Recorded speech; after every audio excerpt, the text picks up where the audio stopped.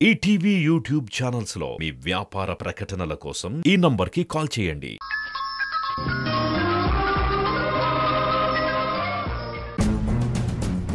ఎందుకు అనుని కొడుతున్నావు?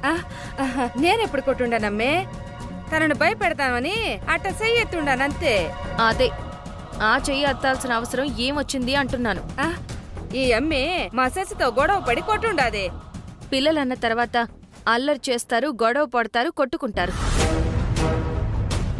అలా అని ప్రతిదానికి వాళ్ళని కొట్టి భయపెట్టడం పరిష్కారం కాదు. పెద్దవాళ్లుగా అలా గొడవ పడితే కొట్టుకోవడం తప్పు అని వాళ్ళకి అర్థమయ్యేలా చెప్పాలి. ఇలా మూర్ఖంగా ప్రవర్తించకూడదు. ఇంకోసారి పిల్లల మీద నువ్వు చెయ్యెత్తడం చూశానో బావుండదు చెప్తున్నాను. శశి, ఏం కాలేదు కదా? అసలు నీ వల్లే ఈ గొడవలని.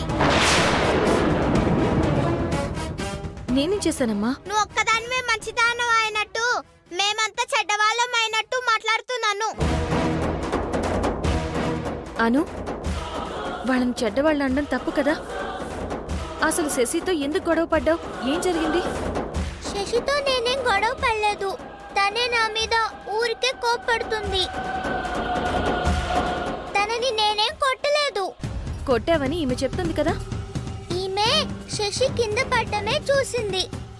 అంతకు ముందు ఏం జరిగిందో తెలుసుకోకుండా మాట్లాడుతుంది.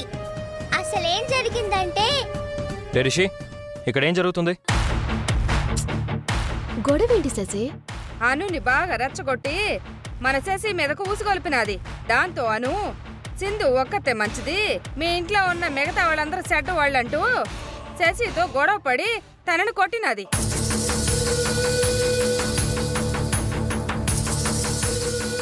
అయినా నీకు ఇదేం బుద్ధి? పిల్లలు హాయిగా ఆడుకోవాలని చెప్పాలి, కలిసి ఉండాలని చెప్పాలి. కానీ ఇలా గొడవలు పడి బాగా కొట్టుకోండి అని వాళ్ళకి నూరి పోస్తావా? మా ఇల్లు ప్రశాంతంగా ఉండటం నీకు నచ్చదా? ఎందుకే పిల్లల మనసుల్ని కూడా పాడు చేస్తావు? తెలిసి తెలియకుండా మాట్లాడకండి. పిల్లల మనసు నేనెందుకు పాడు చేస్తాను? మీకు లేనిపోనివి చెప్పి లేని గొడవలు సృష్టించి దాన్ని ఇంకా పెద్ద చేస్తుంది ఈమె. నమ్మకండుదనా? దానికంటుకున్న బురద నా మీద చల్లుతుండది. ఎన్నాళ్ళు అమ్మ అంటూ దగ్గరైన రిషి ఇప్పుడు వాళ్ళమ్మకు దగ్గరై ఉండాడు కదా, అది ఓర్చుకోలేకపోతుండది. ఎట్టాగైనా రిషిని మళ్ళీ తన దగ్గరికి చేసుకోవాలని ఈ అనుని అస్త్రంగా వాడి రిషి మనసు మార్చాలని చూస్తా ఉండాది. ఏయ్ కన్యాకుమారి, పిచ్చి పిచ్చిగా మాట్లాడుకో. చూసారా వదినా, చిన్నంతరం పెద్దంతరం లేకుండా ఎట్టా మాట్లాడుతా ఉండదో. అంకుల్, ఈ కన్యాకుమారి చెప్పేదంతా అబద్ధం. నేనేం శశిని కొట్టలేదు, తనతో గొడవ పడలేదు. నిజం అంకుల్, ఒట్టు. ఆమె నన్ను కొట్టి తిట్టింది. అనుని ఎవరన్నా ఏమనంటే బాగుండదు చెప్తున్నాను. ఊరుకో. పిల్లలు అన్న తర్వాత గొడవలు పడతారు, మళ్ళీ వాళ్ళే కలిసిపోతారు.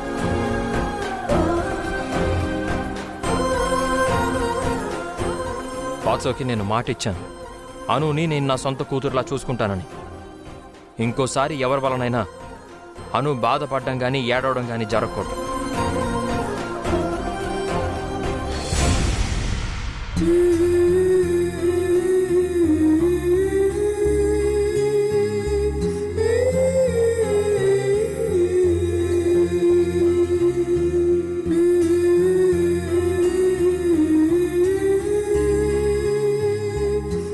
చూడు సింధు, పిల్లల మనసులో విషయాన్ని నింపకు.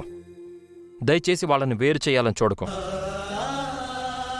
మా మీద ఏదైనా కోపం ఉంటే అది మా మీదే చూపించు, అది పిల్లల మీద చూపించుకో ప్లీజ్. విషయం తెలియకుండా నన్ను తిడుతున్నావు యష్. పర్వాలేదు, నీకు అలవాటే కదా. కానీ అను బాధపడకూడదు, ఏడవకూడదు అంటూ తన వైపు మాట్లాడావు. అది చాలు.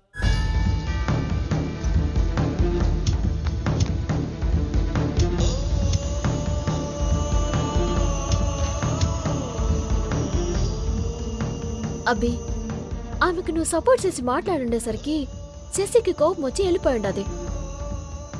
వెళ్ళి దానికి నచ్చ చెప్పరా, లేదంటే మళ్ళీ అలిగి అన్నం తినడం మానేస్తుంది.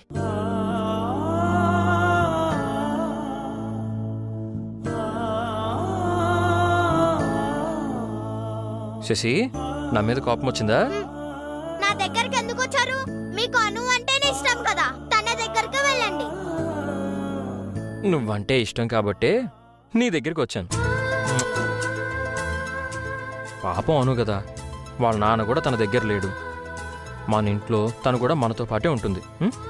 మనమే కదా తన్ని బాగా చూసుకోవాల్సింది. అది మన రెస్పాన్సిబిలిటీ కూడా. అనుని తక్కువగా చేసి చూడకూడదు. తనతో మనం ఎలాంటి గొడవ పడకూడదు, సరేనా? నా తల్లి కదా, నా మాట వింటుంది.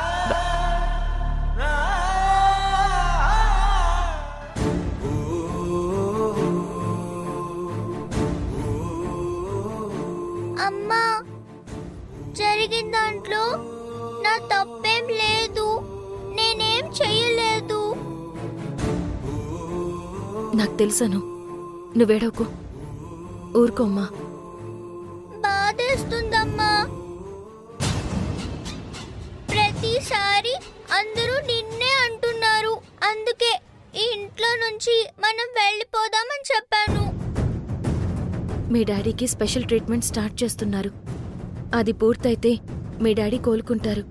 అప్పుడు తప్పకుండా వెళ్దాం. అప్పటిదాకా వీళ్ళతో నువ్వు మాటలు పడాల్సిందేనా? పడ్డవాళ్ళు ఎప్పుడు చెడ్డవాళ్ళు కాదమ్మా. అసలేం జరిగిందను?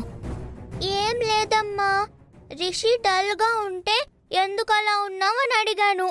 తనేం మాట్లాడలేదు. మీ అమ్మ సింధు కాదన్ను అంటున్నా, నిజానికి లోపల అలా అన్నందుకు నువ్వు బాధపడుతున్నావు కదూ అన్నాను. దానికి రిషి ఏమన్నాడు? అలా ఏమీ లేదు, నేనేం బాధపడడం లేదు అన్నాడు. సింధు అమ్మతో నువ్వెందుకు మాట్లాడడం లేదు, ఎందుకు ఆమెని అవాయిడ్ చేస్తున్నావు? సింధు అమ్మ ఎంత మంచిదో మనకు తెలుసు కదా, అమ్మతో నువ్వు అలా బిహేవ్ చేయడం కరెక్ట్ కాదు అన్నాను. అంతే.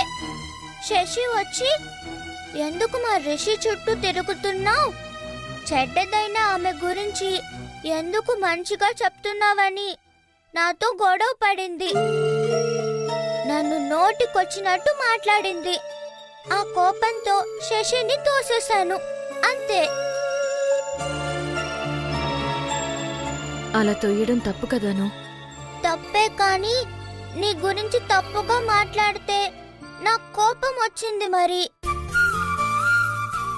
అయినా అందరూ నిన్ను హేట్ చేసేంతగా నువ్వేం చేసావమ్మా?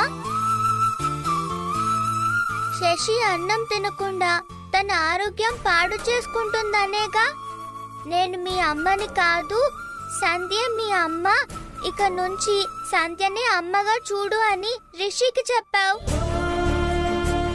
నువ్వు అలా చెప్పకపోయి ఉంటే రిషి సంధ్యను అమ్మ అని పిలిచేవాడా?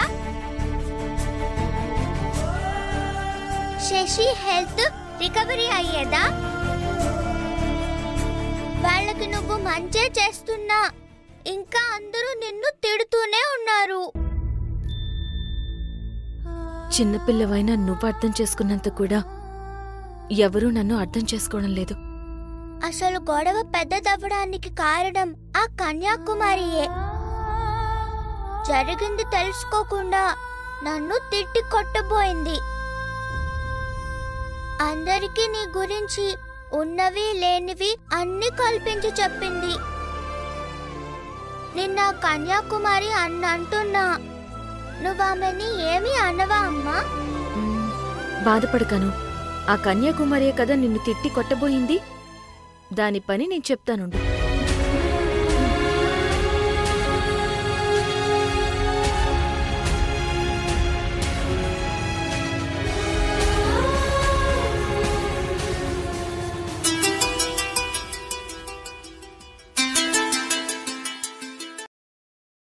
చెప్పు సింధు. కన్యాకుమారి బాగా అతి చేస్తుంది గౌతమ్. దానికి బుద్ధి చెప్పాలి. నేను చెప్పింది చేయగలవా? చేస్తాను, చెప్పు.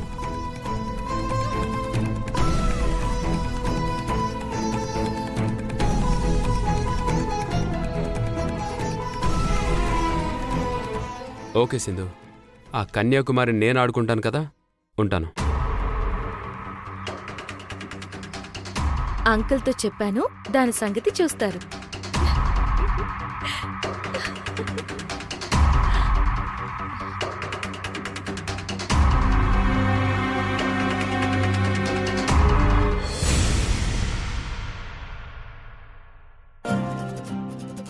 మీ అందరికీ ఒక గుడ్ న్యూస్. అవునా? ఏంటండి? Yash sir Sindhu madam photo business magazine లో కవర్ పేజీలో పడింది. అలాగా? ఏది చూపించు. చూడండి.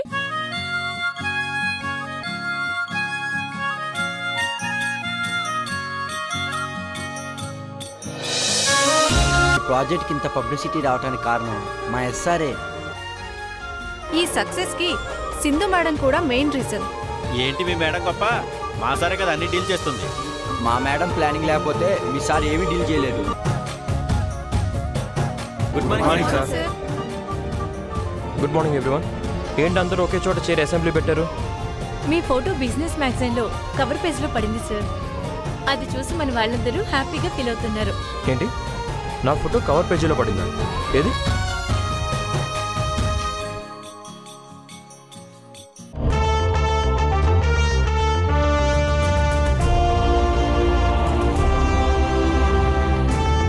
నాతో పాటు ఈక్వల్గా సింధు ఫోటో కూడా కవర్ పేజీలో పట్టమా?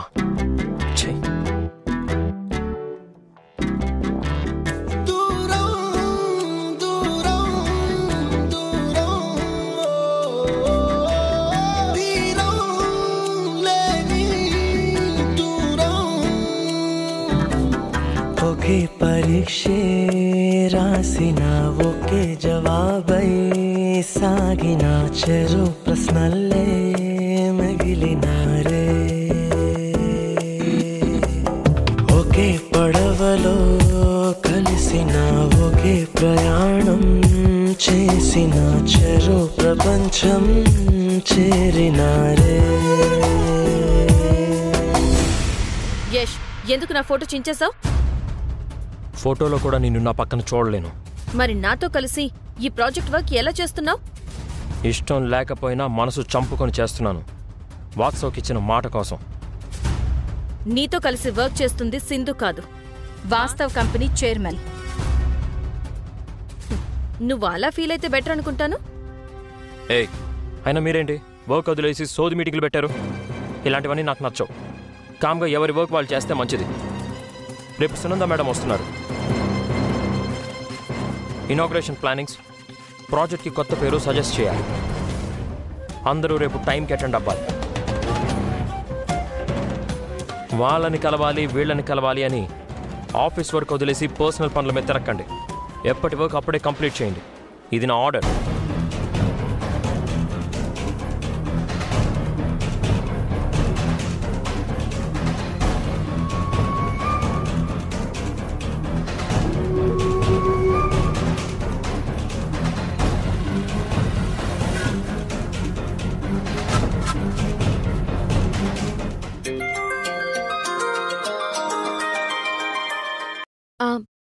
గౌతమ్, నీ కాల్ కోసమే ఎదురు చూస్తున్నాను. నేను చెప్పింది ఏం చేసావు? నేనంతా రెడీ చేశాను. ఆల్రెడీ కన్యాకుమారిని పోలీస్ స్టేషన్కి రమ్మని ఫోన్ చేశాను, వస్తుంది. ఈరోజు మన ప్లాన్లో ముఖ్యమైన ఘట్టం స్టార్ట్ అవబోతోంది. అవును సింధు, నువ్వు కూడా స్టేషన్కి వస్తే బాగుంటుంది కదా. నేను రాకుండా ఎలా గౌతమ్? ఆ కన్యాకుమారిని నా గ్రిప్లో పెట్టుకోవాలి. దాంతో ఫుట్బాల్ ఆడుకోవాలి. ముందు ముందు కన్యాకుమారితో చాలా పని ఉంటుంది నాకు. అందుకే కదా సరైన ప్లాన్ రెడీ చేశావు. ఆ కన్యాకుమారి నా దారిలోకి వస్తేనే నేను అనుకున్నది జరుగుతుంది. ఇంకా విషయంలో ఏ డౌట్ పెట్టుకోకు సింధు. ఆ కన్యాకుమారి నువ్వు చెప్పినట్టే ఆడుతుంది. ఓకే, నువ్వు త్వరగా వచ్చేసి, అది వచ్చే టైం అయింది. సరే గౌతమ్, నేను ఇప్పుడే బయలుదేరి వస్తాను. ఉంటాను. ఓకే.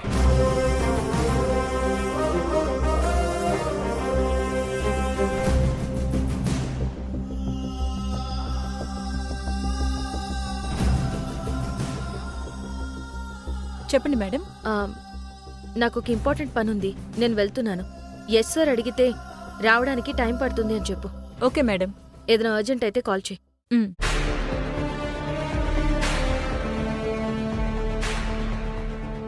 ఏంటంట?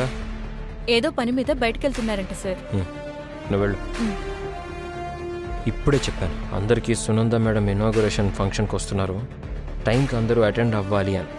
నా మాట లెక్క చేయకుండా ఇప్పుడే సొంత పని మీద బయటికి వెళ్ళిపోతుంది. ఈ సింధుకి అస్సలు రెస్పాన్సిబిలిటీ ఉంది. చెప్తాను ఈ పని.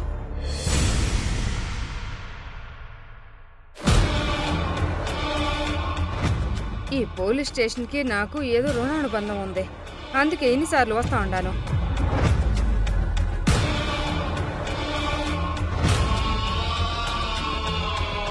సార్ కానిస్టేబుల్ గారు. ఏంటమ్మా? ఎన్నిసార్లు నన్నిట్ట పోలీస్ స్టేషన్కి పిలుస్తారు? అసలు నాకే పాపం తెలియదని చెప్తున్నాను కదా, నన్ను వదిలేయండి. అవన్నీ మాకు తెలియదమ్మా. మీరేం చెప్పదలుచుకున్నారో గౌతమ్ సార్తో చెప్పుకోండి. ఆయన్ని మీరు కన్విన్స్ చేస్తేనే ఈ కేసు నుంచి బయటపడతారు, లేదంటే మీరు ఆ స్టేషన్కి రాక తప్పదు. తప్పుతుందా? ఆ సార్కే చెప్తాను.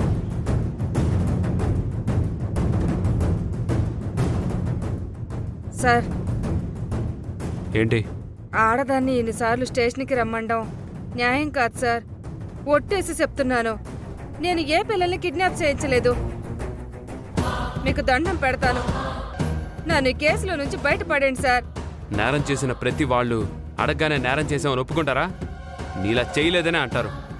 నేరస్తులతో నన్ను కలపకండి సార్. నేరస్తులతో నిన్ను కలపకూడదా? కానీ అదే నేరస్తులతో ఫోన్ కలిపి మాట్లాడొచ్చా?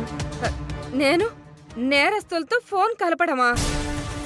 ఏం మాట్లాడుతూ ఉండారు సార్? యశ్ వాళ్ళ పిల్లల్ని కిడ్నాప్ చేసిన వాళ్ళతో నువ్వు మాట్లాడిన ఫోన్ కాల్స్ డేటా తీస్తున్నావు. వాళ్ళతో ఏం మాట్లాడావో అంతా బయటకు వస్తుంది. ఆ కాల్ డేటా వస్తే కేసుకి అది బలమైన ఎవిడెన్స్ అవుతుంది. అప్పుడు నీ పని ఫినిష్. ఫినిష్ అంటే ఏంటి సార్? నన్ను చంపేస్తారా? పిల్లల్ని కిడ్నాప్ చేయించింది నువ్వే అని ఒప్పుకోలేదనుకో, అదే జరుగుతుంది. ఆలోచించుకో. సార్, నిజంగా నాకేమీ తెలియదు సార్. చెయ్యని నేరాన్ని చేసినట్టుగా ఎట్టా ఒప్పుకోమంటారు సార్?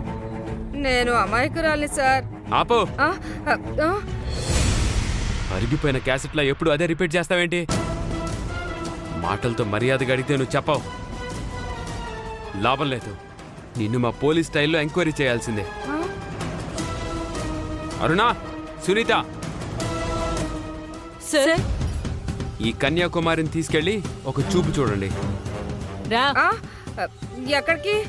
కాసేపు మాట్లాడుకుందాం. మాట్లాడడానికైతే ఓకే, పదండి. నడు.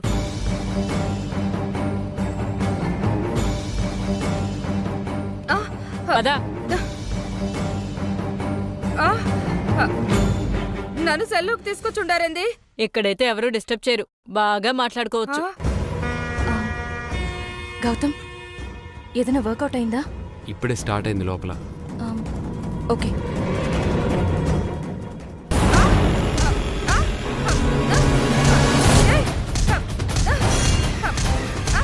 ఇదేంది? మాట్లాడుకుందామని కొడతా ఉండారు.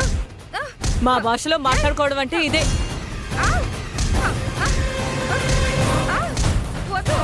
నన్ను కొట్టకండి, నాకేం తెలీదు. కొట్టకండి, నాకేం తెలీదు. కొట్టద్దు.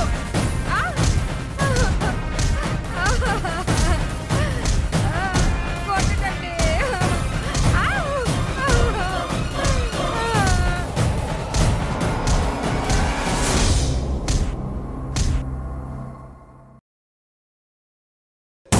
ఆ రోజు నన్ను కొట్టించావు కదే, అనుభవించు పాపం. ఆగండి, నాకే పాపం తెలియదంటే ఎనకుండా గొడ్డును బాధినట్టు బాస్తారంటే. ఆయన ఆధారాలుంటే అరెస్ట్ చేసి కేసు పెడతారు, కానీ అదేమి లేకుండా ఎందుకు నన్ను ఇట్ట హింసిస్తా ఉంటారు? విన్నాను, నువ్వన్నదే జరుగుతుంది. నువ్వే మగాడివై ఉంటే మా ట్రీట్మెంట్ ఇలా ఉండదు, వేరే లెవెల్లో ఉంటుంది. అసలు నీ ఊరేంటి? ఇంతకుముందు నువ్వు ఎక్కడుండేదానివి, ఏం చేసేదానివి, అన్నీ బయటికి తీస్తాను. అమ్మో, అనవసరంగా నేనే కెలుక్కున్నానా? నా గురించి ఎంక్వైరీ చేస్తే చాలా విషయాలు బయటకు వస్తాయి. ఇప్పుడెలా? ఇవాళకి మాట్లాడుకుంది చాలు. రేపు ఎల్లుండో ఆ కాల్ డేటా వస్తుంది, అప్పుడు మళ్ళీ పిలిచి మాట్లాడుకోవచ్చు. ఇప్పుడు వదిలేయండి.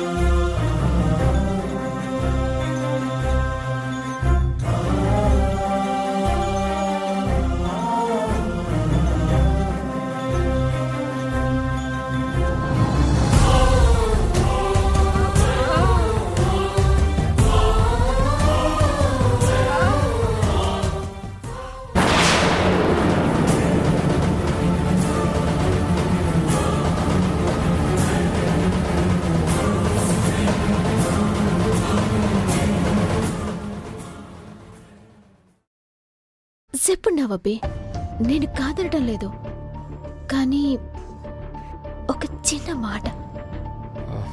ఏంటది? నన్ను నువ్వు ప్రేమించాల్సిన అవసరం లేదబ్బే. కనీసం నన్ను పెళ్లి చేసుకొని నీ భార్యగా నన్నుంటనే అబ్బే.